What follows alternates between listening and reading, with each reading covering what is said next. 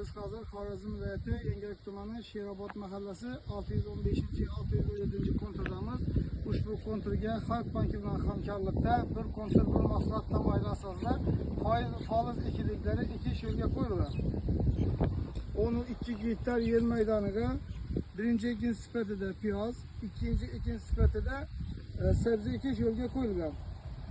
Bu yerdagi ekinlar zamonaviy usulda parvarishlanmoqda. Hozirda ekinlar unib chiqqan holatda.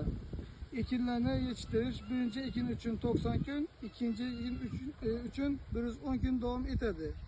Yetishtirish jarayonida ekinlar sug'oriladi va tabiiy mineral o'g'itlar bilan oziqlantiriladi. Ushbu loyihaga 32 ta dehqon xo'jaligiga biriktirilgan bo'lib, har biriga 32 sotik yer maydoni ajratilgan. Loyiha samaradorligini oshirish maqsadida Sherobod agro tomorqa ishlab chiqarish kooperativi biriktirilgan.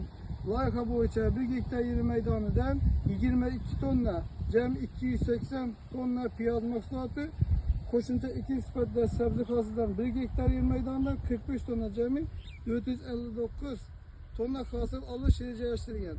Har bir dehqon xo'jaligiga birinchi ekindan 32 million 400 ming so'm, ikkinchi ekindan 30 million so'm daromad olish rejalashtirilmoqda.